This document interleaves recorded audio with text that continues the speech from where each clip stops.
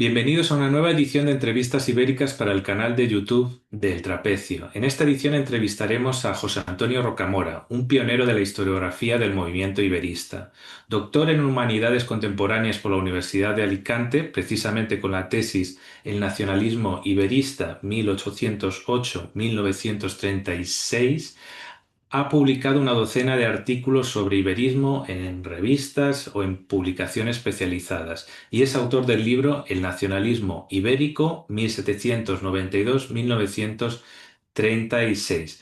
Está concluyendo tres investigaciones sobre el sexenio democrático en clave local, una de ellas está a punto de salir y otra línea que ha trabajado ha sido Timor Este. Por un lado, como activista a favor de los derechos humanos y del derecho timorense a la autodeterminación durante la ocupación de Indonesia. Por otro lado, publicando algunos artículos sobre la situación del país en revistas científicas. Y muy recientemente ha traducido la novela Pigafetta, que está a la venta, de Luis Cardoso. La novela trata sobre el viaje, ¿no?, de Magallanes, que llega a pasar por Timor y bueno, y todo tipo de vicisitudes hasta la actualidad. Bueno, para comenzar, José Antonio, sitúanos cómo surge tu investigación, cómo la desarrollas, explicando también cómo era aquel contexto de los años 80 y 90. Buenos días, Pablo. Pues el inicio fue la librería a la que suelo ir. Se estaba saldando libros, material de la transición. El librero me dice, baja al sótano, que lo mismo hay material que pueda interesarte. Efectivamente, había material que me interesaba. Y uno de ellos era este, el organismo económico de la Revolución, obra de un anarquista, de Diego Abad de Santillán. Es del 36 el libro, lo compré. Era el año 83. Voy leyendo. En principio no encuentro nada especial en ese libro, críticas al nacionalismo, al totalitarismo, pero llego al final del libro y el capítulo se llama Restablecimiento de la Unidad Ibérica. Restablecimiento de la Unidad Ibérica. Dice cosas como, mientras un Estado, cualquier Estado, ha de prepararse perpetuamente para la guerra, nosotros hemos de llevar, los anarquistas, ¿se entiende?, a los hechos la hora de la paz, predicando con el ejemplo, borrando las fronteras en cuanto de nosotros dependa, etc. Encaja dentro de la visión que yo tenía. Críticas a Carmona y Oliveira Salazar. Sí, de acuerdo. Luego, nos hemos habituado en la vida práctica y en los pensamientos cotidianos a considerar al Portugal proletario, como algo tan nuestro, tan íntimamente ligado a nuestro destino, que su separación, su aislamiento nos parecen antinaturales y antihistóricos. Con la misma fraternidad que tratamos a los militantes gallegos, catalanes, etcétera, y entonces empiezo a encontrar ahí una corriente de solidaridad con Portugal que me desencaja, una reproducción de documentos del 70, obreros portugueses, hermanos nuestros, aunque próximos, aunque procedentes de iguales tiempos y orígenes, portugueses y españoles, pasamos siglos sin que disminuya nuestro incomprensible alejamiento. Bueno, es leyendo unas cuantas páginas cuando me doy cuenta de que algo que me había aparecido fragmento por aquí, fragmento por allá, cierto personaje que se pronuncia a favor de la unión con Portugal, vaya usted a saber, a lo mejor en 1850, y ahí quedó esa lectura sin más. Pero me doy cuenta de que existe una corriente, el iberismo, y que además esa corriente cuenta con adherentes en Portugal, un cierto Oliveira Martins, a mí no me sonaba de nada Oliveira Martins, evidentemente, un cierto Antero de Quental, tampoco me sonaba de nada, porque como cualquier titulado universitario, o casi cualquier, la inmensa mayoría de titulados universitarios españoles de la época, nosotros la palabra iberismo no nos salía. Respecto a cómo estaba la investigación, pues había obras que trabajaban aspectos concretos en profundidad, bien, por ejemplo, María Victoria López Cordón, que había hecho un excelente trabajo sobre el federalismo, la política exterior del federalismo español, O también había algunas obras, pero le faltaba profundidad, como de Teodoro Martín Martín, que había hecho un análisis más global del fenómeno, pero le faltaba profundidad. De modo pues que pensé la posibilidad de trabajar más a fondo. En principio pues iba a ser una tesina. Los primeros eh, intentos pues resultados bastante negativos. Eh, Cuando hay profesores, siendo yo de Elche, pues cuando hay profesores que saben que voy a trabajar iberismo, les parece normal, puesto que la dama de Elche, estando ahí, qué mejor que trabajar el iberismo. Incluso, pues pasó por la cabeza la posibilidad de tantear que decían representantes de los responsables de partidos políticos sobre el liberismo en la actualidad, por hacer una especie de cata. Pero la primera cata me llevó a Liberia, con L.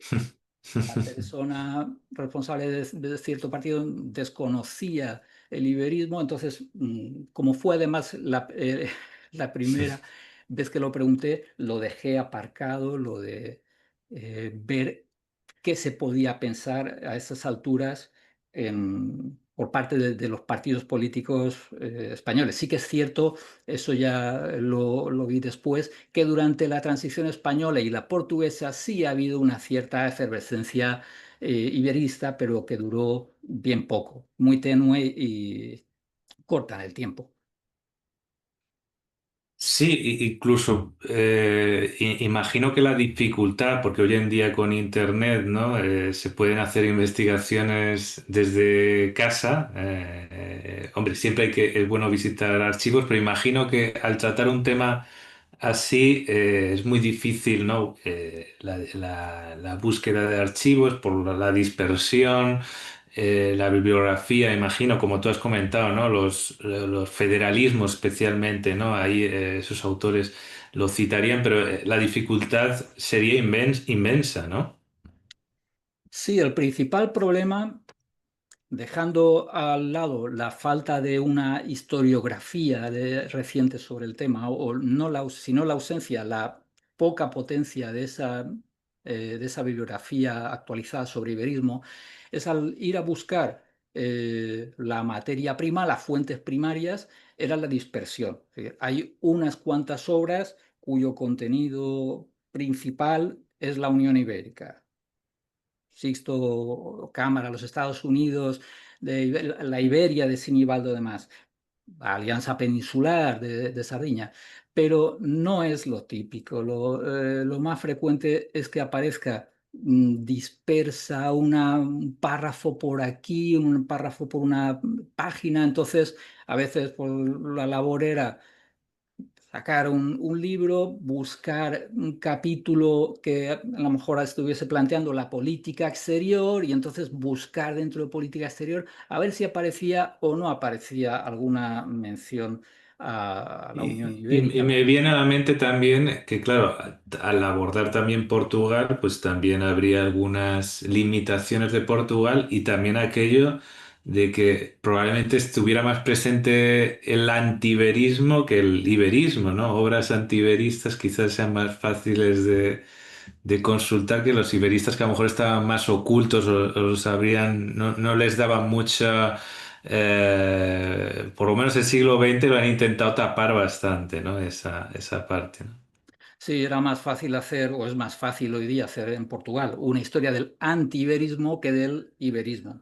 Mm. Pero bueno, poco a poco, a partir de esos dos nombres, ir tirando del hilo, uno de ellos lleva a otro nombre, entonces ir viendo que al final se constituye un entramado, que aparece por ahí un cierto Saldaña, que va habiendo más nombres y que no se trataba de un par de figuras únicamente, sino que sí que había una serie de personas lo bastante importantes más cualitativamente que cuantitativamente, pero como para hablar de una corriente iberista clara en Portugal, Sí, aunque sí. difícil de investigar.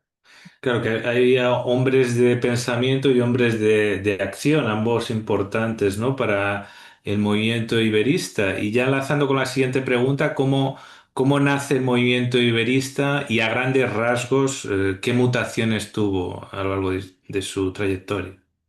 Sí, pues ahí hasta la fecha, bueno, yo el concepto de nación política lo entiendo como la mayoría de los que trabajamos el nacionalismo como un fenómeno moderno. Revolución Francesa sí hay que situar un momento, y en el caso del liberismo, pues precisamente en el contexto de la Revolución Francesa es cuando aparece una primera documentación, una toma de posición a favor de una federación de España y de Portugal. Eso es obra del abate Marchena, que durante un tiempo está con buenas relaciones con los revolucionarios franceses. Sí que desde ahí, allá a pasar a la península, el primer documento que encuentro escrito en la península, que apenas es una frase, hablando de que en algún momento sería conveniente que desde la embocadura del Tajo hasta los Pirineos haya una sola, no recuerdo el término nación, no sé si emplea ahí el concepto nación en ese, pero en cualquier caso está subyacente. Pero eso data pues también de un contexto de crisis. En este caso es un texto que está escrito en Valencia en 1808, poco después de una batalla contra los franceses. Entonces aparece el liberismo, aparece en un contexto de crisis que no es una crisis únicamente de la península ibérica, sino que es una crisis de toda Europa, especialmente Europa occidental, en la cual la idea de nación se va a ir abriendo camino. Muy bien. Respecto a las corrientes, que había dejado una Ujú, parte. ujú. Bueno, podríamos hablar desde el liberalismo, partiendo del liberalismo. El liberalismo va a estar hablando de la conveniencia, son muchos los textos liberales a favor de la unión, apuntando pues, ahorros. No va a haber una frontera, no va a haber que vigilar una frontera, reducciones de gastos aduaneros, aquello de la unión hacia la fuerza, en definitiva. Va a ser un lugar común entre los liberales. Progreso, esto enlaza con construyamos ferrocarriles, telégrafo y Unión Ibérica. Se ve como algo que puede entrar en ese lote modernizador. Aparece como una idea modernizadora, sobre todo entre la izquierda liberal. Quizá profundizando en esa línea, podríamos hablar del federalismo ibérico, ese federalismo ibérico presente también en los dos estados, pues se plantea ulteriores integraciones. Sí, pues la Federación Ibérica está bien, pero la mayor parte de ellos pues se plantean otro tipo de pasos más adelante, incluso llegando al final a la humanidad. Entonces, con mucha frecuencia nos encontramos una ulterior federación latina, la Federación Ibérica, para después ir a una federación latina, una federación, unos Estados Unidos de Europa. Es algo también muy frecuente. De hecho, pues el texto este anarquista que te comentaba debe bastante, Pi Margall fue traductor de Proudhon, entonces debe bastante a ese iberismo federalista. Luego podríamos hablar también, 1870 es un año que se suele tomar como un cambio relevante dentro de las corrientes nacionalistas. Eh, es un momento importante para la unificación alemana, un momento importante para la unificación italiana, y a partir de ahí parece que se acabó. Bismarck echa el cerrojo a ulteriores modificaciones de las fronteras en Europa, y el nacionalismo parece entrar en una fase en la que los elementos culturales pues, son más importantes, que se está hablando de qué rasgos, quizá no tanto los intereses. El caso es que siempre hay una combinación, es difícil que se hable únicamente de intereses y que se prescinda la existencia de un cierto bagaje cultural compartido, pero a partir de 1870 parece cobrar peso estos elementos, que van a tener más fuerza en sectores conservadores, mientras que la corriente anterior más bien va a encajar en la izquierda. Dentro de esta evolución, pues podríamos encontrar un caso que sería bastante curioso, que sería el del liberismo catalanista. Ramón Villares prefiere, y me parece acertado, hablar de iberismo tripartito, porque bien, el iberismo catalanista se puede aplicar a los catalanistas, pero hubo otras personas no catalanistas que asumieron ese proyecto. tenía un elemento, una base cultural, la existencia de una nación de naciones. Siberia se plantea como una nación de naciones, siendo Cataluña, Castilla y Portugal los integrantes típicos en un primer momento, pero también está el elemento federal, de que tendrían que estar vertebrados federalmente esas tres naciones. Entonces, esa sería otra línea.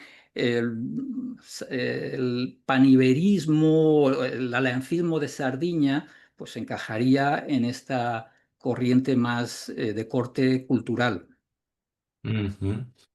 Porque, claro, el término nacionalismo está mal visto por las guerras intraeuropeas del siglo XX, por los separatismos internos. No obstante, si no me equivoco, lo utilizas para ponerlo como un intento de construcción de un Estado nacional más amplio que Portugal y España. El iberismo es un eufemismo para nacionalismo ibérico siempre, aunque pueda tener diferentes subdivisiones, ¿no? De diferentes estructuraciones de ese estado, ¿o crees que empezó como un nacionalismo y después derivó en una idea de alianza geopolítica y cultural? Bien, pues el nacionalismo puede ser tomado en esa vertiente negativa, pero no necesariamente entiendo que deba hacerse así. Pues ante todo creo conveniente dejar claro algunos conceptos con los que nos movemos. Estado. El Estado es algo que ha existido desde hace milenios, es bastante evidente. Dentro de la audiencia del programa, pues puede haber personas que lo estén viendo desde España o que lo estén viendo desde Portugal y lo tienen muy claro desde donde lo están viendo porque tienen que pagar impuestos o reciben algunos servicios por parte de un Estado. De modo que el concepto Estado puede molestar, puede haber gente que le prefiriese estar en otro Estado, pero es muy difícil sustraerse a algo como el Estado. Con la nación, en cambio, ya nos vamos metiendo en arenas movedizas. Y quizás desde la periferia del Estado español, pues eso sea más perceptible. En realidad, el nacionalismo es algo mucho más frecuente. Quizá muchas personas digan, no, si yo nacionalista no soy, pero es muy difícil sustraerse que el nacionalismo. Es muy difícil que cuando gana la selección de tu país, tú te quedes indiferente. Entonces, si sales a celebrar un éxito de esa selección deportiva de tu país, estás sintiéndote, que es lo que se trata en definitiva el nacionalismo, estás sintiéndote parte de un colectivo. La idea de nación va a ser muy útil en ese momento que hemos comentado de cambio con la Revolución Francesa. Hasta la Revolución Francesa, el rey es rey y tiene que legitimarse. El rey es rey porque es hijo de un rey y lo común, hijo o heredero de un rey, y porque además hay una legitimación religiosa. Pero la Revolución Francesa va a poner en entredicho ese tipo de legitimación. Los nuevos dirigentes van a tener que buscar otro argumento para decir, estoy gobernando, dirijo este Estado. ¿Por qué? Bueno, pues porque este Estado resulta que es una nación, un colectivo que tiene unos objetivos en común o que tiene una cultura, etcétera. Entonces, estamos ahí en el nacimiento de lo que se llama el Estado-nación. Un Estado, algo claramente definido por el poder político, pero que intenta que los miembros que están dentro de esas fronteras se sientan parte, no meros súbditos, sino ciudadanos de un colectivo que es la nación. Y el nacionalismo, pues es la idea que defiende la existencia de un cierto colectivo de personas que tienen derecho a formar un Estado-nación. Y claro, aquí sí que las visiones pueden ser plurales. Es decir, entre quien escuche estas imágenes podría haber alguien que se sienta exclusivamente español, que se sienta exclusivamente portugués, que se sienta ciudadano de una hipotética, que desee ser ciudadano de una hipotética Iberia, que se sienta solo, que se sienta catalán más español, pero tal vez no ibérico. Y entonces estamos ante una gama de posibilidades bastante extensa que en definitiva pues creo que lo que muestra es que la nación no es algo claramente objetivo, ninguna. De hecho, una de las posibilidades sería simplemente no creer en la existencia de la nación. Estamos en definitiva en algo bastante próximo a lo que pueda ser una religión, una creencia religiosa. Entonces, no sé si me equivoco, pero claro, tú le das más énfasis a la construcción del Estado, vinculándolo con el iberismo, un Estado ibérico, vamos a decirlo. No voy a decir estatalismo, porque el estatalismo nos introduce en otro debate diferente, pero es interesante porque también está el debate de crear un Estado viable de un tamaño razonable, quizá también con la referencia permanente a Francia, ¿no? Decir, Sí. oye, ¿cómo vamos a tratarnos de tú a tú con...? Y entonces, claro, en Portugal siempre se ha abierto este debate diciendo, oye, no tenemos un tamaño suficiente como para hacer geopolítica o para desarrollar el país, ¿no? Porque en esa caldo de cultivo, ¿no? Se creó el iberismo, ¿no? Sí, efectivamente. Hobsbawm habló de la existencia de un mínimo, de un umbral, aunque antes respecto al Estado-nación. Bien, pues nos podemos encontrar posiciones de ventaja, si existe un determinado Estado que controla un aparato educativo y lo que quiere es que exista un colectivo que piense que son parte de ese Estado-nación, pues ya dispone de una herramienta fabulosa como es la educación. Empezar a los niños, decirle que son, que pertenecen a tal o cual nación y que además es fantástico el que sean parte de ese colectivo. Aquellos nacionalismos que no cuentan con esa ventaja de poder usar como un altavoz la enseñanza, por ejemplo, no solo, pero especialmente la enseñanza, pues ya parten de una posición de desventaja, que sería el caso del iberismo. Y lo que comentas de la pequeñez, pues es algo que está muy, muy evidente. Hobsbawm eso hablaba de la existencia de un umbral, como que parece que en el siglo XIX mm, los estados de un tamaño mediano, pequeño, han quedado obsoletos. Es decir, un liberal de 1830 pues podría pensar, eh, Bélgica, que es un estado, un tamaño que podríamos, por tamaño no, pero en fin, tiene más riqueza, es inferior en tamaño, pero podríamos más o menos comparar con Portugal. De hecho, algún texto de la época cuestiona que Portugal o Bélgica explícitamente puedan sobrevivir en un futuro. ¿Por qué liberales de la época piensan que quizá en un tiempo Bélgica desaparezca, Portugal desaparezca? Se está construyendo un mercado nacional. ¿Esos estados pequeños, medianos, son capaces de generar un mercado nacional para que haya un desarrollo económico suficiente, una industria, que es lo que está produciéndose suficiente? En el plano cultural, esos estados, ¿qué están ofreciendo a los ciudadanos? ¿No sería preferible que esos estados se integren democráticamente en otros estados superiores? En el fondo es algo que está también presente en los nacionalismos que triunfaron, unificadores, el alemán y el italiano, la sensación de que los estados pequeños no se llevan en el siglo XIX, hace falta algo, unas dimensiones mayores. Y también una cuestión que está muy, muy clara en el iberismo, y es la pérdida de América, casi completa en el caso de España y completa en el caso de Portugal. Ahí se produce como una crisis. Durante siglos habían formado parte de sus estados. Eso habría dado una importancia en el contexto exterior a España y a Portugal. España y Portugal en el Tratado de Viena ni pinchan ni cortan, son ninguneados. Suecia también es ninguneada. Y detrás de ese ninguneo de Portugal y de España, pues está la conciencia de que los vínculos con América difícilmente van a poder mantenerse, que eso se estaba deshaciendo. Y muchos iberistas parten de esa necesidad de unir dos elementos que de la noche a la mañana, muy poco tiempo, se han quedado reducidos a, no a la nada, pero una mínima expresión, hacer de esos dos elementos algo que pueda contar en el escenario internacional. Ujú.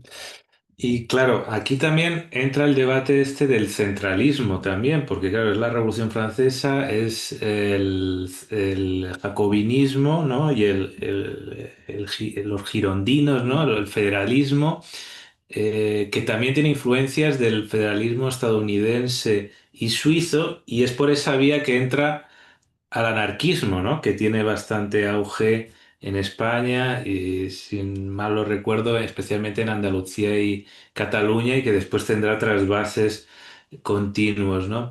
Entonces, bueno, por un poco situarnos de nuevo, ese debate, centralismo y federalismo, y después enlazarlo con el tema de la transversalidad del liberismo entre liberales y liberales conservadores, y después el tradicionalismo, que es otro fenómeno que es un poco más externo, por situar un poco el espectro. Sí, bueno, pues la posibilidad de un Estado centralizado existe.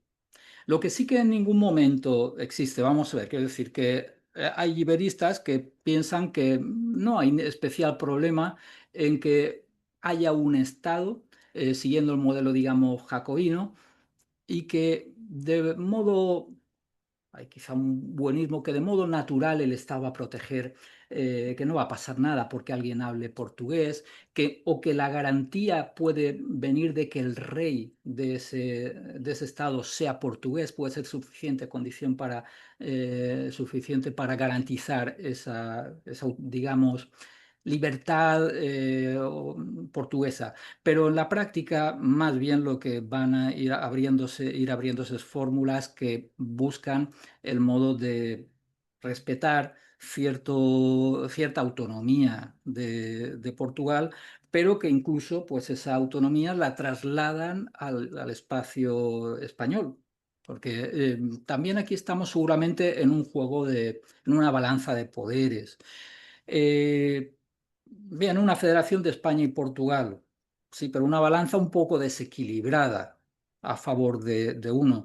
No creo que fuese el objetivo captar simpatías de Portugal, pero en el federalismo español lo más recurrente, del 19, lo más recurrente es encontrar que España no parece como España en esa federación ibérica, sino que va a aparecer 10, 15 estados componentes y Portugal va a ser uno de ellos.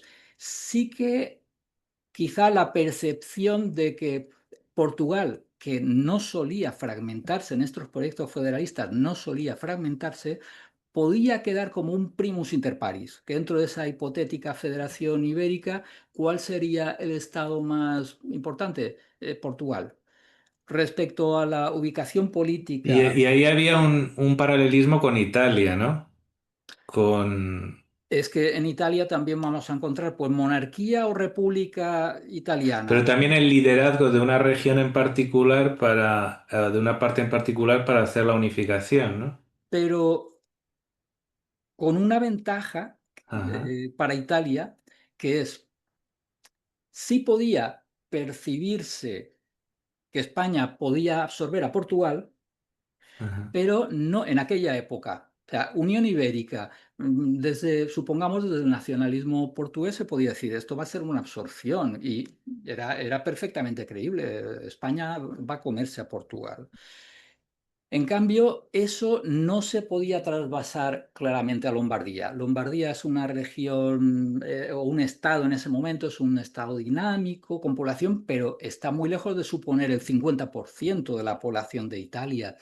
De modo que la unión itálica pudiese favorecer a Lombardía. Sí, de hecho su rey se va a convertir en rey de Italia, pero, o rey Piamonte-Saboya, porque Lombardía va a ser integrada después. Pero de ahí a pensar que Italia se convirtiese en un artefacto del reino de Piamonte, Saboya, Cerdeña, que por los tres nombres lo conocemos, pues mediaba bastante distancia. Volviendo a la ubicación política del iberismo, pues es lógico que al principio nos encontremos el iberismo ubicado en las posiciones más radicales porque va a realizar propuestas más radicales, tales como destronemos a Fernando VII, porque bien, queremos que España y Portugal pasen a formar, de algún modo, que pasen a formar un Estado que se aproximen, pero ahora ¿cómo? Monarquía en un lado, monarquía en otro. Primero vamos a tener los que de ningún modo quieren hablar de algo así, son los absolutistas. Los miguelistas y los carlistas no quieren, lo que quieren es que la sociedad siga como si el tiempo no hubiese transcurrido, con su monarca absoluto, aquí se obedece al rey y nada más que al rey. Eso ya pasó durante siglos. Pensemos, por ejemplo, retrotrayéndonos un poco, quizá pierda el hilo y necesite luego que me recuerdes. El siglo XVIII, el siglo de la Revolución Francesa, pero ¿cómo empieza el siglo XVIII en Europa? Pues empieza con la guerra de sucesión española. ¿Y por qué esa guerra de sucesión española? Es que Felipe, rey de España, puede ser heredero del reino de Francia y podría entonces conformarse un reino que iría desde Cádiz hasta Bruselas, incluido. Eso desde el punto de vista nacionalista es una monstruosidad, pero es que el Estado con capital en Madrid en esa época ya lo era desde el punto de vista nacionalista. O sea, eso de que más o menos la actual Bélgica, partes de Italia, América, Filipinas, que eso fuese algo así como una nación, mm, chirría. Y después el liberalismo, perdona que te Sí. interrumpa, quizá el liberalismo que en algunas ocasiones o llegó un momento llegó a ser republicano, pero también hubo mucho tiempo que fue monárquico o por lo menos utilizó a la monarquía y todos esos cálculos de herencias de esas posibilidades de herencias de coronas, de casamientos, de todo ese tipo de cálculo también entró en la política del iberismo para hacer sus especulaciones o sus apuestas de alianzas, ¿no? Es curiosa también la relación entre monarquía e iberismo, ¿no? Sí, porque ahí digamos que nos encontramos en aquellos que están más situados más a la izquierda, la disposición a hacer esa Unión Ibérica, digamos, por las malas, por decirlo simplemente. En cambio, en sectores moderados, pues va a predominar la intención de hacerlo, digamos, por las buenas. Por las malas, por las buenas que es, pues tenemos a una dinastía, los Braganza en Portugal, los Borbones en España, los casamos y nos llegará un heredero común. Estupendo. Ese tipo de ideas se habían planteado incluso entre carlistas e isabelinos, es decir, hay quien piensa casar a Isabel con su primo, con el simple objetivo de, bueno, pues si el problema es la lucha entre sobrina y tío, el tío pues que se conforme porque luego su hijo va a ser rey. Pero claro, eso no resuelve el problema de fondo entre monarquía constitucional o monarquía absoluta. Que Igual. incluso, y perdona otra vez el inciso, el fenómeno de Carlota Joaquina, ahí hay una contradicción entre absolutismo y liberales iberistas, porque vieron también algunos liberales la posibilidad a través de ella en una situación que era también muy dramática, ¿no? En aquel momento, por la Es ocupación francesa, ¿no? el contexto de crisis, esto estaríamos, porque te había dicho lo de por las buenas, por las malas, estaríamos quizá en una vía intermedia, porque Mm. estaría dentro de una vía legal. Hagamos de Carlota Joaquina, hermana de Fernando VII, regente. El rey Fernando VII está preso en Francia. Entonces, dado que no es viable en un futuro inmediato que pueda hacerse cargo de las riendas del gobierno, pongamos a Carlota Joaquina. Y ahí ya se empieza a ver, pues, personas dentro del liberalismo que piensan que puede ser una idea conveniente que nos encontremos con un matrimonio. João VI regente de Portugal y Carlota Joaquina, su mujer, como regente de España. Claro, eso a quien espanta, y es algo omnipresente en el liberismo, es a una potencia, al Reino Unido.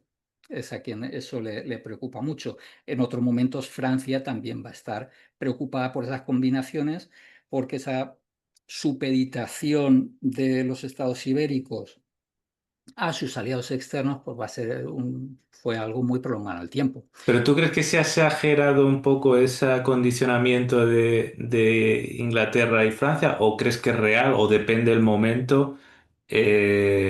Porque y escribiste un artículo, Sí, recuerdo, ¿no? sí que me Para el libro del sorprendió. nuevo iberismo. Me Mm. sorprendió porque lo que hallé en la prensa británica no respondía a lo que parecía, lo que se le atribuía a los gobiernos, pero no solo lo que atribuía. Javier Rubio lo ha estudiado. Y bueno, pues el Reino Unido, cuando en 1870 hay ruidos de sables entre Prusia y Francia por la candidatura de Hohenzollern, de Leopoldo de Hohenzollern, a España, candidatura al trono español, los británicos lo que están preocupados es, pero bueno, es que este resulta que está es casado con, Leopoldo está casado con una hermana del rey de Portugal, está casado con una hermana de don Luis I.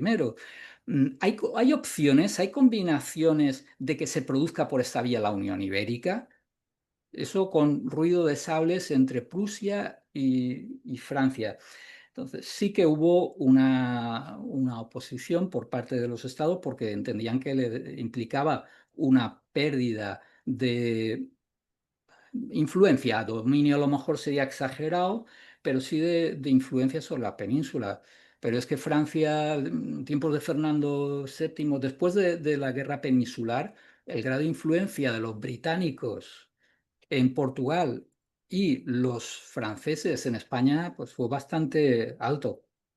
Ujú. Volviendo a la vía, digamos, de confrontarse, tenemos dos dinastías, vamos a ver si las podemos unir, y la otra es eliminemos a una de ellas. Y ahí siempre estuvo la cosa bastante clara para los iberistas, había que eliminar a Fernando VII.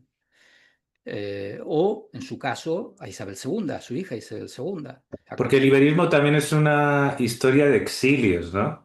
Es De que conspiraciones de exilio, en el exilios, ¿no? exilio es un lugar apropiado si eso casi pasa entre poblaciones vecinas sin necesidad de estar en un estado ajeno, que dos poblaciones vecinas que entre ellas tengan cierta rivalidad, se encuentran una persona de cada una de esas poblaciones a 2000 kilómetros, abrazos, lloros, ahí, claro, si somos nada, esas Somos diferencias, iguales. Cuando, y somos después en iguales. el terreno te fijas en las diferencias. Eso es. Entonces, desde Londres, esas divergencias, esas diferencias entre España y Portugal, que a lo mejor ni son conscientes porque probablemente ni siquiera hay relación entre esas personas, pues esas relaciones ya parecen nimias y entonces nos encontramos esas conspiraciones ibéricas que tú también conoces, con Mendizábal, un español de Cádiz, eh, como brazo derecho de don Pedro, con Saldaña implicado. Entonces tenemos Torrijos, Mina, las conspiraciones de determinado momento, todas pasaban por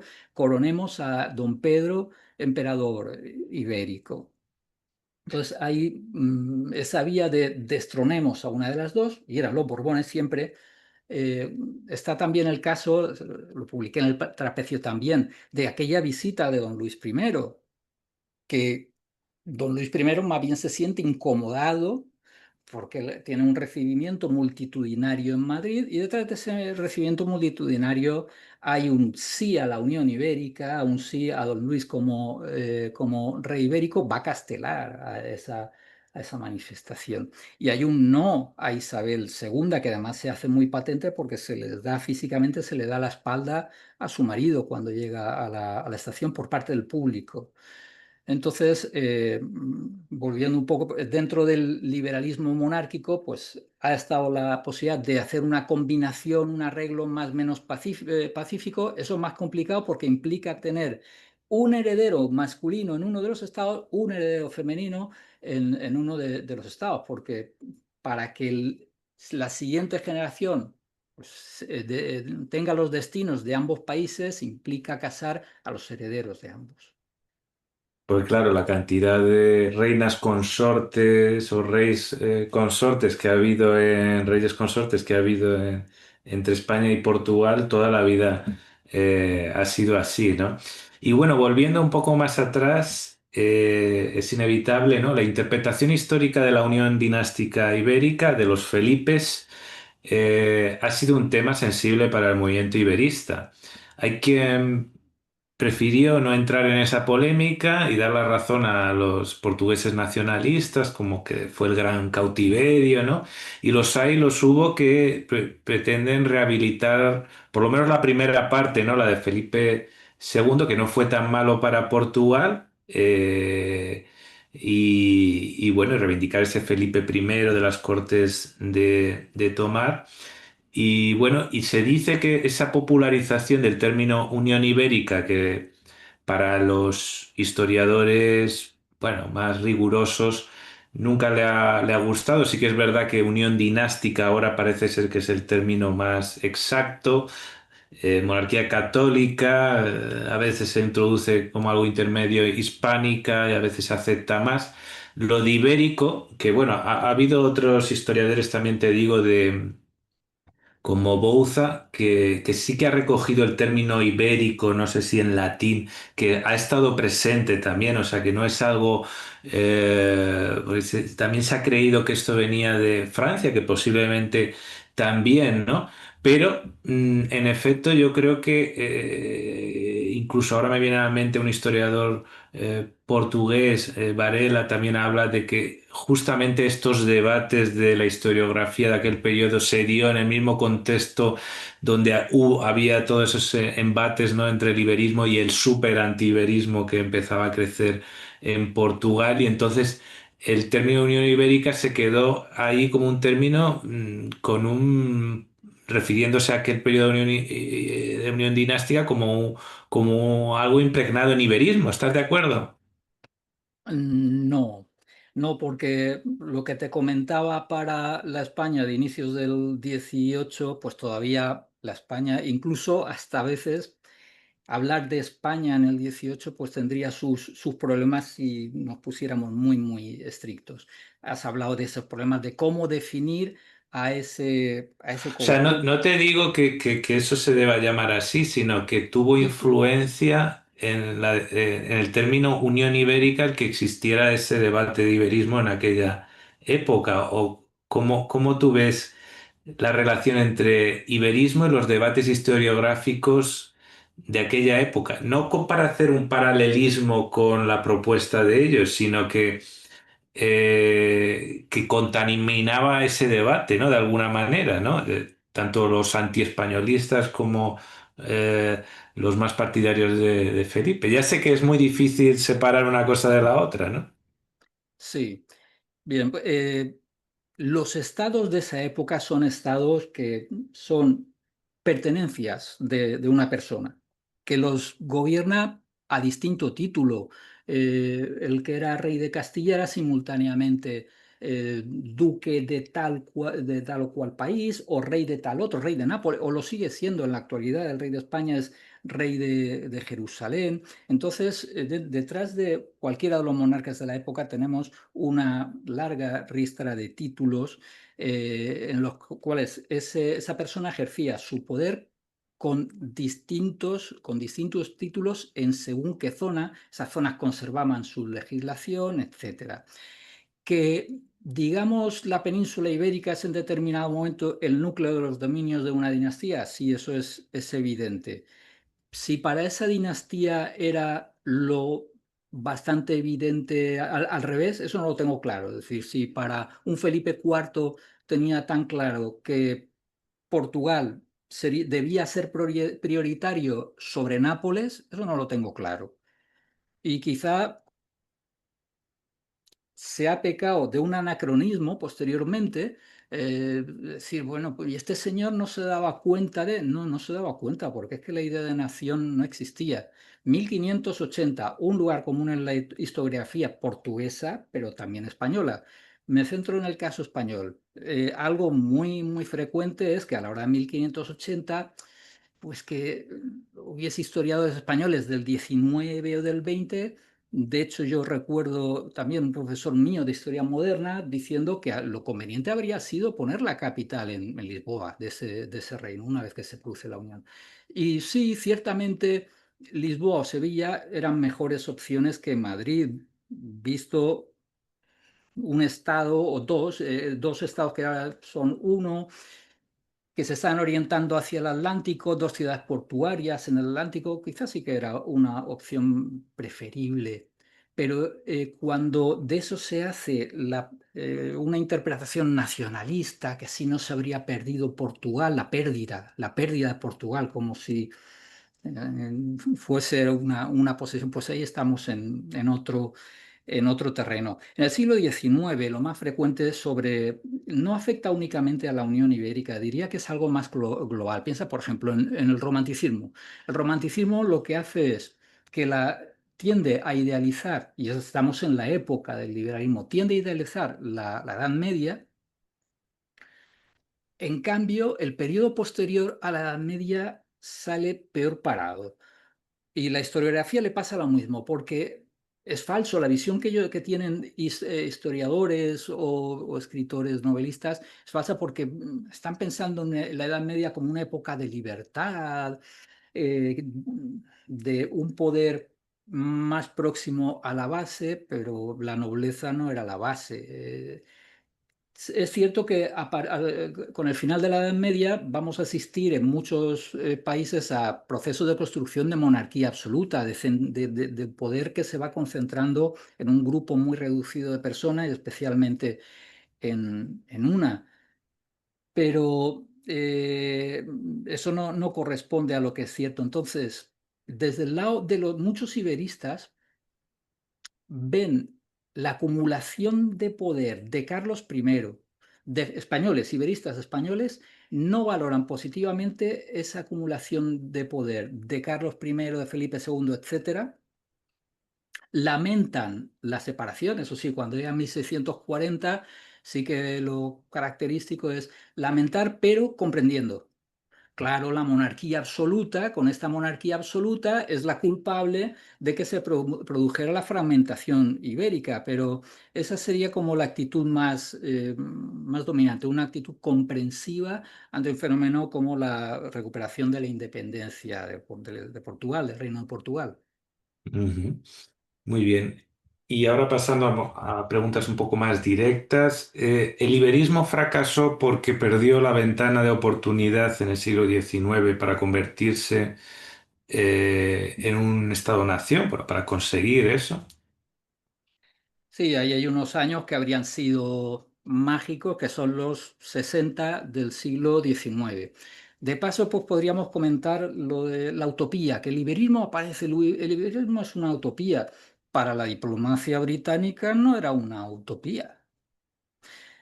Si utopía es algo realizable, fue realizable. Hubo momentos en los que el liberismo, la Unión Ibérica era algo posible y eso pues ponía en alerta pues, a nacionalistas portugueses o a reyes españoles que temían que Porque cualquier tú, cosa. ya sé que es muy difícil hablar de porcentajes y sobre todo en sociedades incluso predemocráticas, pero en Portugal, ¿tú crees que en qué momentos tú crees que esta idea fue mayoritaria, por lo menos entre círculos de poder y periodísticos?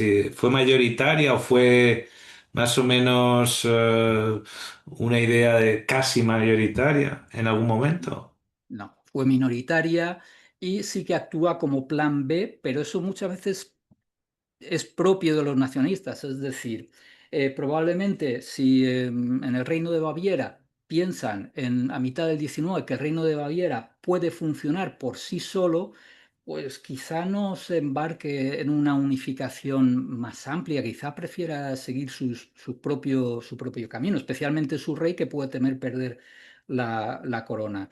Sí que lo que estabas comentando me recordaba dentro de la polémica en Portugal, pues en algún momento, tal como se está azuzando la polémica, algún antiberista pues, dice a un iberista, es que entre las bases populares portuguesas la Unión Ibérica no tiene ningún apoyo. Y la réplica del iberista portugués es sí, pero es que por las mismas lo que tiene apoyo entre las masas portuguesas es la monarquía absoluta, es Don Miguel. Y ni tú ni yo estamos dispuestos a una alternativa iberista, entonces, perdón, miguelista. Entonces, aquí un poco los liberales, que proceden de unos sectores reducidos dentro de las sociedades de sus países, pues ese debate político, por así decir, también lo limitan, según quién forma parte de ese debate. Es dentro de esos círculos donde se tiene que optar por un camino u otro. Pero dentro de aquellos que podrían haber intervenido, pues fueron minoritarios. Y yo creo que eso ahí también Bueno, tiene minoritarios, pero digamos una minoría visible. importante, ¿no? Sí, Por lo menos de impacto a la opinión pública y de movimientos emergentes, sí que llegó un momento en que le puso en dificultades al poder, ¿no? Hasta el punto de todo el tema de la comisión 1 de diciembre. O sea, una pues minoría, por lo menos, que irritó a los poderes, ¿no?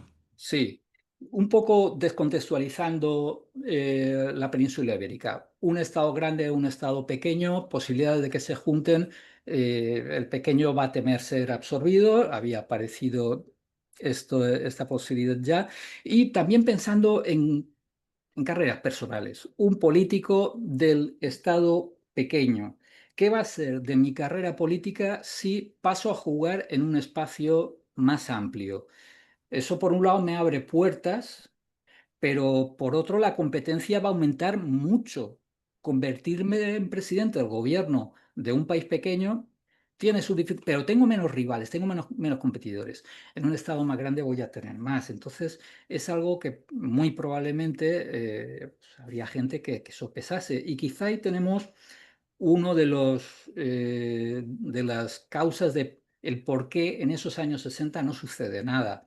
Pues Luis I, cuando se encuentra esa manifestación multitudinaria en Madrid, pues más bien reacciona negativamente y va a contárselo a Isabel II, como diciendo, marcando distancias, yo no tengo nada que ver. Como sabes, hay personas que pudieron pulsar el botón, como Luis I o Saldaña, y si hablamos de una combinación, o sea, casi casi podríamos, lo que tuvimos en Alemania con un rey y un canciller, presidente del gobierno, o en Italia, podría haber funcionado en Portugal, con un Saldaña y un Luis I que hubiesen jugado la baza de la Unión Ibérica,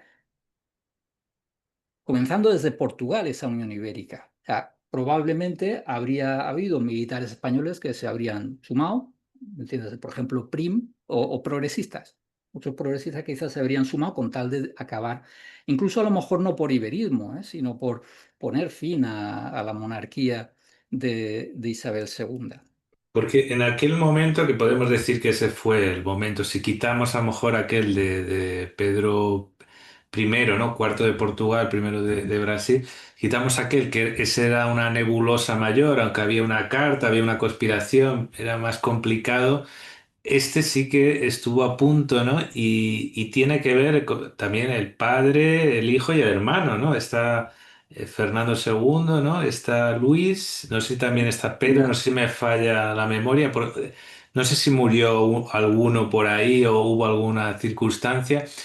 Cuéntanos de manera sucinta, porque hubo un encargado, ¿no?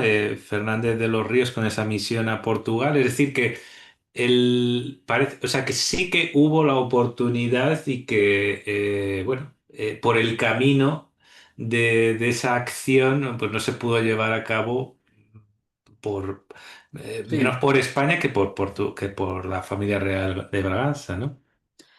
sí, pues Pedro V es el hermano al que mencionabas, porque no es el hijo mayor de María da Gloria, pero durante un tiempo es rey, va a morir sin herederos y entonces le sucede su hermano Luis. Y Mm. Pedro V es visto también como candidato, como lo había sido su abuelo, Pedro IV. Pues Pedro V se ve en la Revolución Española de 1854, una de las opciones es pongamos ya fin al reinado de Isabel II.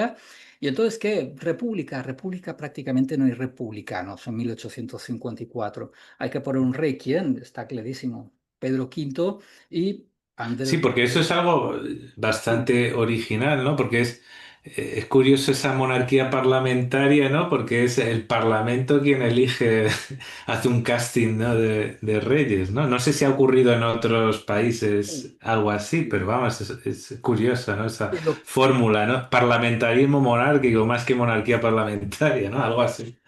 Si lo que comentas ya es de la Revolución del 68, en la que un primer debate es monarquía-república, monarquía, y una vez que ya es monarquía, ¿y ahora qué rey? Y ahí es donde tenemos a Fernández de los Ríos, a ver si Luis I, pero la opción que tenía más seguidores era la de su padre, que era el rey viudo.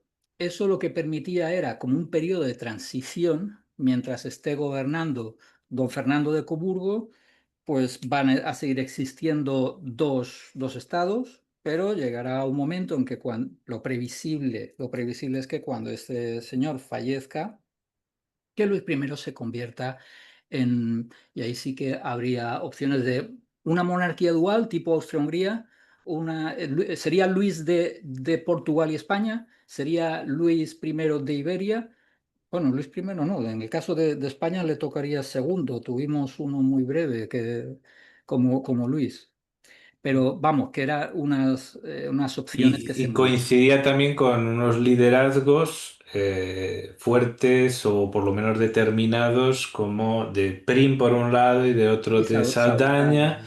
E incluso se han revelado cartas de Saldaña intentando convencerles, ¿no? A los reyes.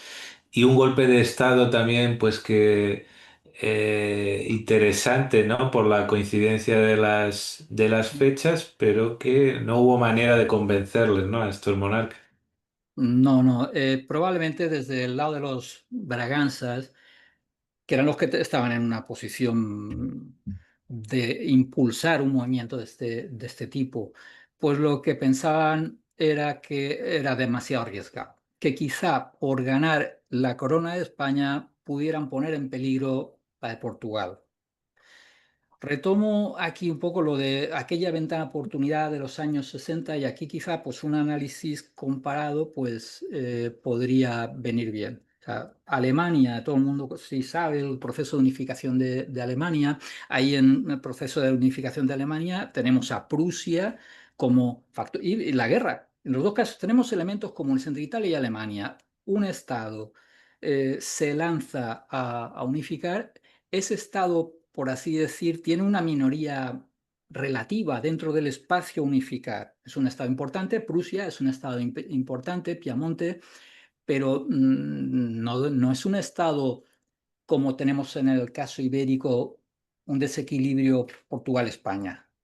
Está claro que Prusia no puede prusianizar toda Alemania, puede ser un primus inter pares, lo fue de hecho, pero no fue capaz no se vislumbraba, o sea, ese señor de Múnich-Baviera piensa que tal vez sea preferible seguir con un reino de Baviera, pero si no, tampoco me tienen por qué prusianizar. Existe un espacio germano muy, muy amplio y Prusia no va a ser capaz de absorber tanto. Y lo mismo sucedería con Italia.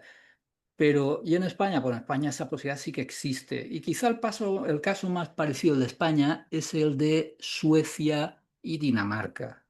En esos momentos, dentro de Escandinavia existen solo dos estados, igual que la península ibérica, Dinamarca y Suecia.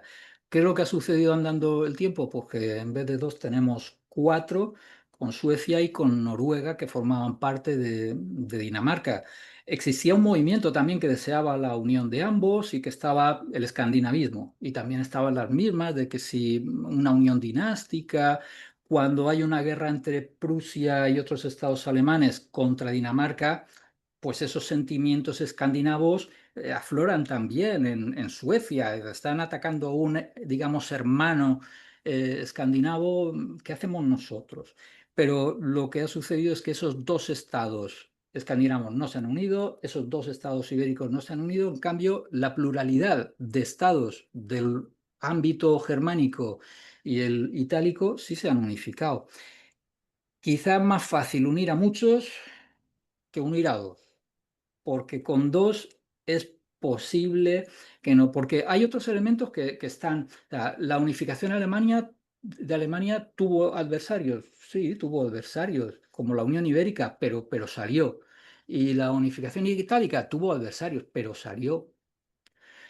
¿Por qué no salieron estas? Quizás estaríamos con causalidad múltiple, pero es posible que la unificación de una pluralidad más o menos grande de estados resulte más fácil en el sentido de que ninguno de esos múltiples estados piense que va a ser fagocitado por otro, cosa que sí que podía suceder. Aparte de lo mencionado ya, que en el espacio germánico itálico sí hubo personas dispuestas a arriesgar, era más fácil porque había más estados, mientras que en el caso ibérico algo así como el iberismo siempre en aquella época siempre pacífico, vayamos poco a poco, etcétera, pero algo así como un impulso militar por parte de Portugal, que habría sido lo que habría tenido visos de salir adelante, no lo hubo. Y en el debate de la historiografía entre historiadores, ¿cuáles crees que son las principales polémicas que ha habido a la hora de interpretar el movimiento iberista? Bien, bueno, estamos en un terreno bastante reducido, no es un objeto. En la medida que algo no ha sido exitoso, pues tiende a quedar arrinconado por la historiografía. Uno de ellos menos relevante, pues sería, ¿hablamos de iberismo o hablamos de iberismos en plural? Bueno, como cualquier fenómeno social en la que está un colectivo de personas importante pues involucrado, pues podemos ver la unidad en la diversidad o la diversidad en la unidad, podríamos hablar de socialismos o mejor hablamos de socialismo, hablamos de liberalismos o de liberalismo. Este me parece menos relevante en el sentido de que yo creo que más o menos cualquiera reconoce que dentro del liberismo hay una diversidad, pero también que hay algunos elementos que conectan. Quizá otro sería el concepto que giraría en torno al concepto de nación, claro. Yo lo defino como nacionalismo, pero yo no creo que exista una nación ibérica. Y respecto a las naciones españolas y portuguesas, pues creo en su existencia en la medida de que es algo socialmente arraigado, pero producido. No creo en la existencia objetiva de naciones. Son los nacionalistas, desde el poder sobre todo, los que pueden crear lo que para mí es una idea de nación. Entonces, desde mi punto de vista, existe un nacionalismo ibérico, en el sentido de que ve en Iberia una nación, percibe Iberia como una nación compatible con otros niveles, e incluso de nación, en el caso del nacionalismo. O sea, es posible que una persona no se sienta simultáneamente ibérica y andaluza, pero existe la posibilidad de que si exista una Andalucía nación y una Iberia nación. Sí, de hecho el lema de Andalucía durante algún tiempo era por Iberia, por Andalucía, Iberia y la humanidad. Creo que era el lema que aparecía en el escudo y es más claro en el caso del catalanismo. Es que si no recurrimos al término nación, podemos hablar de nación, de naciones, de infra, para el sufijo o el prefijo que queramos, pero es difícil eludir el término de nación cuando hablamos de Unión Ibérica, lo cual, repito, para mí no significa que exista algo así como Iberia, como una nación llamada Iberia. Esos son los nacionalistas los que se encargan de construir esas naciones. Ujú. ¿Quiénes serían los 5 iberistas más importantes y por qué? Ahí me habías avisado de esta posibilidad y no puedo pronunciarme, pero tampoco, pero te voy a responder, pero no como como los más importantes. Y además voy a empezar por no voy a mencionar a Sinibaldo de Mas, porque Ujú. Porque por obvio, ¿no? es casi cuando en aquellos tiempos uno El buscaba tópico. iberismo, eso es, aparecía Sinibaldo de Mas, y parece como que todo quedase concentrado, reducido y acababa con Sinibaldo de Mas. Entonces, 5 personajes iberistas que me parecen interesantes. Por ejemplo, tenemos a Sixto Cámara. Sixto Cámara es federalista, es riojano, pero muere en Olivenza, Sí. con lo cual, y está exiliado, entra en Olivenza desde Portugal, donde está exiliado en Lisboa. Entonces, este es uno de esos federalistas, publica en Portugal la Unión Ibérica en portugués, tiene ahí muchos amigos iberistas y trabaja por la creación de una legión ibérica, una legión ibérica que va a luchar, y aquí viene la conexión también que tú habías mencionado antes, por la Unión de Italia. ¿Y qué se les ha perdido a unos señores de España y Portugal allá con Garibaldi en Italia? Es que había como una especie de sentimiento de colaboración entre los nacionalistas. Esa idea de que la humanidad está progresando y que la fase nación es una fase dentro de ese progreso de la humanidad. Y debe unificarse Italia, pero también debe unificarse Iberia. Entonces, me parece una figura interesante porque ese exilio en Portugal, la muerte en la frontera, la publicación de una obra sobre iberismo, pues hace de él un personaje interesante para el iberismo. Andrés Borrego. Andrés Borrego es que me parece alguien que está muy olvidado, pero por la historiografía en general, no únicamente por el iberismo. Me parece que en Málaga, su ciudad de nacimiento, creo que no tiene una calle. En Málaga, además, hay no sé, quizás sería demasiado hablar de un círculo iberista, pero sí que hay varios iberistas de Málaga, como Cánovas, al que se conocen entre ellos, Serafín Estebanez Calderón, y Andrés Borrego es autor, aunque no lo puso, de Historia de una idea, una obra dedicada específicamente a la idea, esa idea de Historia de una idea es la Unión Ibérica. Él está muy al tanto porque participa de esa primera fase de conspiración en la que están Torrijos, Mina, los liberales, el exilio en extranjero. Él se va a Gibraltar, luego se va a Inglaterra. Y él conoce esa fase de las primeras conspiraciones, casi diría hispano-portuguesas, que están buscando coronar a Pedro IV rey. Está en contacto, por ejemplo, en 1830 con Lafayette, cuando triunfa la revolución en París, y entre las ideas que le lanza, él cada vez que podía parecía que lanzaba esa idea de la Unión Ibérica. Colonemos, sigue con lo de volvamos a hacer una monarquía ibérica.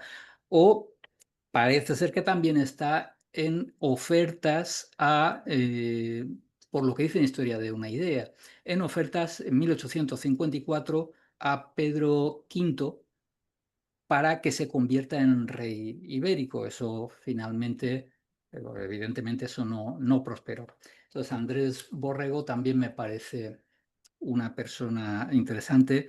Oliveira Martins sería un clásico y podríamos con él representar esa parte, digamos, cultural, ese giro desde fines del 19 a una visión cultural, respetando los estados, sí, pero respetando los estados también yo entiendo que se ha anatemizado para entonces ya la Unión Ibérica es anatema y plantearla en lo político sería arriesgado. De todas formas, la tendencia general, los nacionalismos de Europa es más bien ir a esa vertiente cultural. De ese modo, pues él encaja. Tiene, como sabes, un predicamento enorme en España, pero también fuera de España. O sea, sus libros eran súper comprados en España y usados incluso como manuales universitarios. Rivera y Rovira. Este quizá a una parte de la audiencia importante le resulte desconocido. Pero es también muy, muy interesante. Su biografía enlaza con Portugal. Hijo de un industrial catalán, está unos años viviendo en Tomar, en Portugal, y va a ser un propagandista incansable y podríamos decir un forjador también, no solo un propagandista, sino un forjador de lo que en su momento llamé el liberismo catalanista. El liberismo catalanista es una variante del liberismo que lo que piensa es, existen ciertas lenguas en el espacio ibérico, pero son lenguas hermanas, etcétera.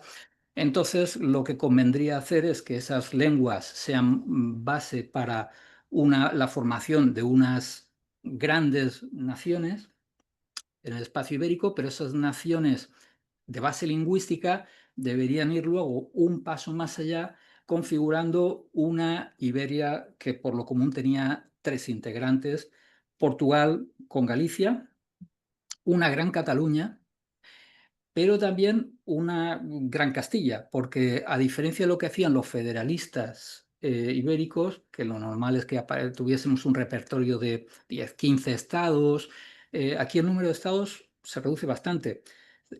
Donde quiero ir es, estaba Rivera y Rovira y el catalanismo en general intentando practicar un divide et impera, divide y vencerás.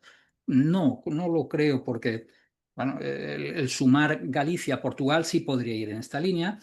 La Gran Cataluña, que ellos piensan, iría en esa línea, pero es que podría haber fragmentado Castilla, pero ahí no se plantea nada. Incluso en los primeros momentos no suele aparecer un País Vasco como un integrante de... Se considera que el País Vasco debe estar con Un Castilla. un breve paréntesis. Sí, La relación entre el iberismo y el País Vasco ha sido escasa, salvo aquella cosa que no tiene nada que ver con esto, que es lo del vasco-iberismo, que tiene que ver sobre la supuesta familiaridad entre íberos y vascones.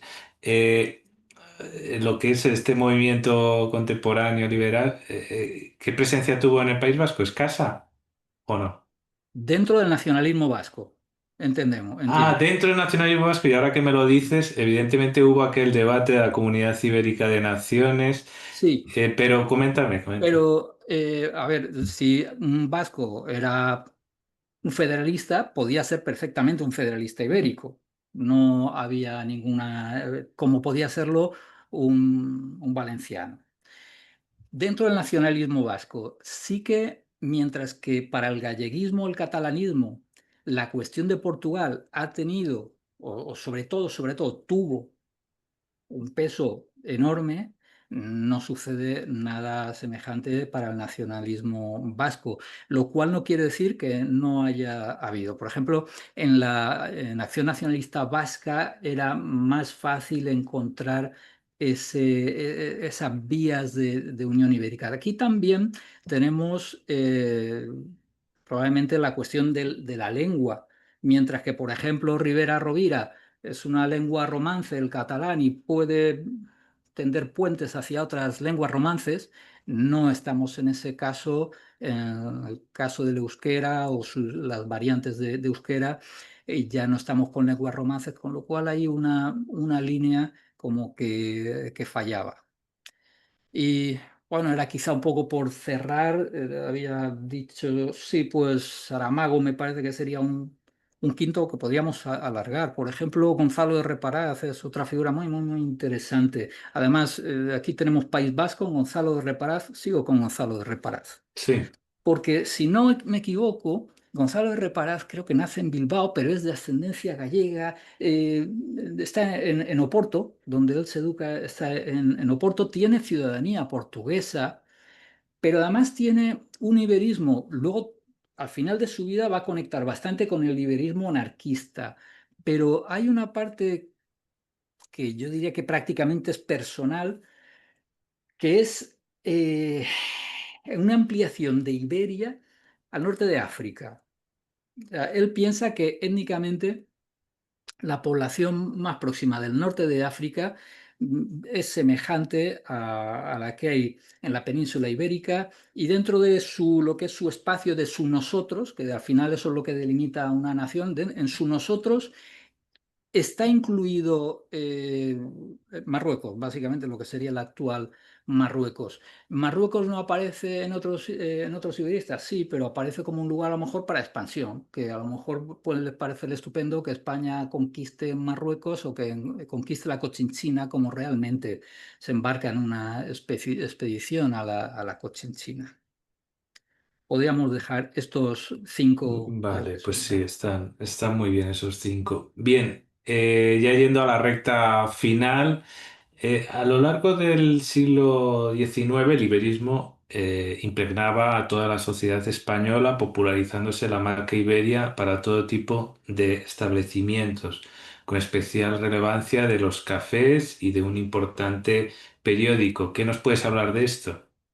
Sí, eso es más mediados, concretamente lo que apuntas, ¿eh? Pero sí que es cierto que a fines de siglo pues tenemos seguros y una gama bastante amplia o el adjetivo ibérico que emplea Iberia, ibérico, etcétera. Y en esa época sabían que cuando hablaban de Iberia o ibérico estaban hablando, sí, en esa época por lo común no es que se esté usando Iberia como un sucedáneo como un sinónimo de España, perdón, sino que solían, por ejemplo, los seguros Unión Ibérica, en sus primeros pasos se hace mención a la unión de España y Portugal. Respecto al periódico La Iberia, que bueno, hubo luego la República Ibérica, hubo muchos periódicos y prácticamente todos, algunos especializados para música, eh, o sin usar el término Iberia por la revista de Occidente, pero el periódico La Iberia. Periódico La Iberia, fundado por Calvo Asensio en el 54, un progresista. A esa altura los progresistas, pues están algunos, incluidos Calvo Asensio, están pensando en la posibilidad de destronar a Isabel II y subir al trono a Pedro de Portugal. De hecho, había habido normativa por parte del Estado, legislación, para prohibir que se pudiese seguir hablando de la Unión Ibérica, en España se entiende, claro, en los términos que se había hablado normalmente, pero claro, ese hablado normalmente podía incluir el destronamiento de una dinastía. Bien, pues Calvo Asensio, no en el primer número de la Iberia, pero sí unos pocos días después, hay un largo artículo diciendo el por qué ese periódico progresista que duró décadas, por qué se denominaba la Iberia, y era evidentemente por la Unión Ibérica. Eh, Dentro de la sociabilidad del 19, por cierto, dice que si antes no lo ha podido decir es también por la situación de represión que existía, que dentro de los ambientes en que se socializaba, pues uno de ellos va a ser los cafés. De modo que un café La Iberia, los hubo varios con ese nombre, en Madrid, pongamos por caso, por lo que tú podías ir en 1855 o 65, ibas, te tomabas ahí una consumición, tenías un periódico progresista de La Iberia que podías leer. De ahí el café La Iberia, la gente lo relaciona con su periódico, con el de La Iberia, ¿y quiénes te ibas a encontrar en ese café La Iberia de Madrid al que habías ido? Ibas a encontrar a gente que participaba de tus ideas. Entre ellas podía ser el iberismo una de ellas, pero no solo, porque básicamente era progresista. Que se hablaría de la posibilidad de que Isabel II, que en mala hora nos gobierna, que ojalá se vaya pronto y que hagamos la unión. Sí, sí, eso sí, pero Porque sí que llegó a haber un momento donde la circulación de las noticias ibéricas incluso era superior a la actualidad. Yo sé que es difícil a lo mejor hacer una comparación porque ahora las plataformas son de todo tipo, pero da la sensación de que sí que hubo momentos donde sí que era tan importante una noticia que venía de Lisboa que de Barcelona, por así decirlo. sí, y hay veces que parece que hay dudas de en qué sección colocarlas. Ajá. que a veces te aparece, Lisboa te aparece en sección nacional. Bueno, Ujú. respecto, sí que hay más. En esos años sí que se da más oídos a lo que está sucediendo en Portugal de lo que sucedió en épocas posteriores. Y sí, hay veces que te aparecen como una noticia de Almería y a continuación una de Lisboa. No debería estar con la de París. Entonces sí que algún elemento de eso sí disonante nos encontramos. Ujú. Y bueno, ahora te voy a juntar un par de preguntas porque ya se nos agota el tiempo, pero bueno, ahí tenemos un cierto margen. Eh, ¿Cómo crees que ha evolucionado el nacionalismo portugués en las últimas décadas a grandes rasgos? Porque hoy en día es cierto que hay algunos sectores, porque también esto no se puede unificar a Portugal y además cuando hablamos de nacionalismo podemos decir que es una parte, ¿no? No toda. Hay algunos sectores que siempre han sido favorables, ¿no? Precisamente sectores artísticos, etcétera. Pero bueno, el enfoque ibérico yo creo que sí que va calando en algunos sectores de la academia, aunque es verdad, y lo he oído hace poco en el Instituto Cervantes, que haciendo una obra sobre España desde Portugal les costó encontrar académicos, es decir, que los estudios sobre España no están tan desarrollados así. Pero sin entrar en el tema del iberismo político, sí que el enfoque ibérico parece que en ciertos sectores académicos sí que parece en congresos, etcétera, sí que parece que cala un poco más, al menos como elemento comparativo que siempre es sano, ¿no? Como método de, de análisis. ¿Tú cómo ves en general esa evolución de la sociedad portuguesa en la actualidad? Bueno, yo creo que en Portugal o en general el nacionalismo está mucho más difundido de lo que, porque quizá tendemos a etiquetar a determinadas corrientes como nacionalistas, pero el nacionalismo está mucho más difundido de lo que pensamos. Una persona ve un mapa del tiempo y está en Andalucía y se define como alguien del sur. ¿Del sur de qué? Del sur de España. Es el nacionalismo que se ha denominado banal, uno que nos va infiltrando de un modo quizá imperceptible y es el que te lleva, pongamos por caso, a luego bajar y celebrar en la calle el triunfo de algún equipo de tu país.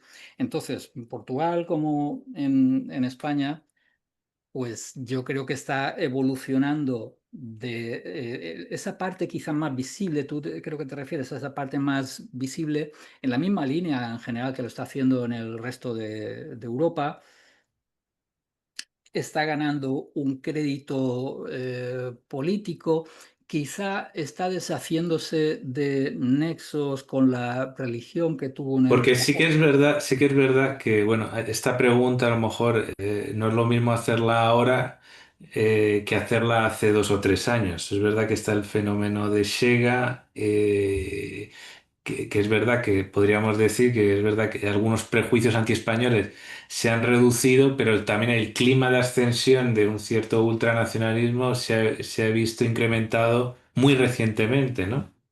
Sí, estos nacionalismos, pues en general, si no antieuropeos, sí que parece que está por una reducción del peso de Europa dentro de lo que es su visión del mundo.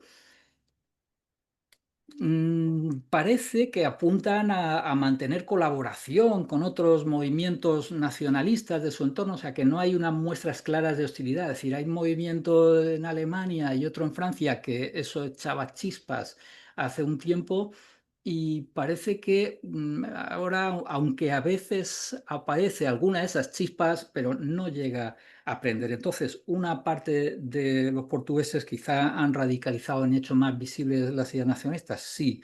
La mayoría, porque yo creo que la mayoría de portugueses son nacionalistas, como la mayoría de españoles también son nacionalistas porque creen en la existencia de algún tipo de nación.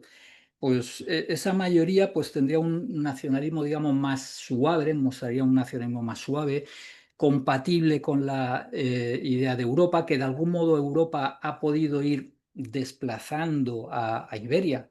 Como se ha quedado, mi estado se ha quedado pequeño, hace falta algo mayor. Ese algo mayor quizá ya hace tiempo que dejó de ser Iberia, sino que Europa o un escenario panibérico sí podría ser sí podría ser una alternativa, pero Iberia difícilmente podría ser una alternativa. Y entonces, para ese nacionalismo más extendido, pero quizá no tan patente, tan evidente, pues yo creo que en Portugal sí que quizás se ha avanzado más, porque el lastre en España probablemente es el desconocimiento, que es lo que me pasaba a mí también en los primeros pasos de mi investigación. Creo que se ha avanzado más en rebajar el antiespañolismo en Portugal que en aumentar el conocimiento de Portugal en España. Por curiosidad, ahí ante la entrevista busqué, viviendo en la provincia de Alicante, distancia respecto a Portugal, pues a ver qué pasa con las relaciones comerciales entre la provincia de Alicante y el Estado de Portugal. Portugal es el tercer cliente, perdón, el cuarto, después de Francia, Alemania e Italia y por delante del Reino Unido. En Alicante tenemos la colonia muy nutrida, más numerosa de británicos en España. Portugal se comercia más en Alicante a pesar de la distancia con Portugal que con el Reino Unido. Y pues, una parte de ese comercio pues, se hace con las ruedas de los camiones de Luis Simões, que van trazando vínculos entre uno y otro, pero empleo eso de un modo metafóricamente, como podría hacer referencia a la presencia de una presa en las proximidades cerca de Oporto, que pertenece a una pequeñísima compañía eléctrica de cerca de mi localidad, de Crevillente. Entonces los vínculos económicos se van multiplicando entre uno y otro país y eso va deshaciendo. Creo que deshace más el antiespañolismo. No sé, tengo más dudas sobre en qué medida favorece el conocimiento de Portugal en España. Ujú. ¿Y qué periodos considerarías que fueron más duros para el movimiento iberista en términos de represión por el hecho de ser iberista? Porque claro, en algún momento se ha reprimido más por ser liberal que por ser iberista. Quizá más esto tiene más sentido en Portugal. Tú ahora nos lo aclaras, ¿no? Porque incluso se reprimió a seguidores de Antonio Sardiña, que, bueno, era de ese iberismo que no se consideraba iberista, sino peninsularista. Sí, bueno, pues algo ha salido ya al hilo de. En España hubo una represión, no tanto por el hecho del iberismo, como porque ese iberismo podía ser una amenaza para la dinastía. En Portugal, por más que hay legislación, yo creo que lo que tenemos es el ambiente social que se va haciendo progresivamente hostil para el iberismo y ya llega un momento en el cual si una persona dice que desea la Unión Ibérica, se arriesga a que se le vengan encima todas las furias del mundo y entonces que va a optar por decir que no, que no es iberismo, que es otra cosa, que es peninsularismo, que es otro tipo que es Porque otro- tampoco llegaba a la cárcel, pero sí que como a la muerte social, ¿no? Claro, Al claro. ostracismo, a ser denigrado en la prensa y lo que sí, ilegalizado, ¿no? Asociaciones sí que ha habido, ¿no? Y Durante eso. un tiempo incluso la Constitución estaría ilegalizado. Eh, sí, es más esa vertiente de que se usaba como un arma contra el adversario político, que a lo mejor ni era iberista, pero de qué modo O puedes, como pecado de juventud, ¿no? como Muchos. pecado de juventud también. Pero Mm. incluso, aun sin ese pecado de juventud, yo quiero desacreditar a mi adversario político y ¿qué voy a hacer? Pues la acuso de iberismo. Hay una época en la que acusar de iberismo es algo pues, bastante útil. Por los efectos, yo diría que el salazarismo y el franquismo fueron nocivos, porque en el caso de España se arrasa, prácticamente se olvida. El iberismo es algo que se relaciona con los derrotados, de modo que esa hierba ya prácticamente no Aunque vuelve. ahí tenemos a Ernesto Jiménez Caballero con el que hablaste, ¿no? Que se arrepiente, que él llega, se arrepiente, pero Claro. además la vertiente del iberismo que le engancha es la catalanista. Mm. Pero después, en Genio de España, va a decir que eso del iberismo catalanista era un engañabobos, que era algo instrumentalizado por Francia, porque Francia lo que quería era debilitar España, fraccionar a España y que al final va a marcar entonces distancias con el iberismo. Sí que va a seguir interesado, publicará luego sobre Portugal un libro también, pero su primer iberismo de la Gaceta Literaria, eso va a quedar olvidado para él.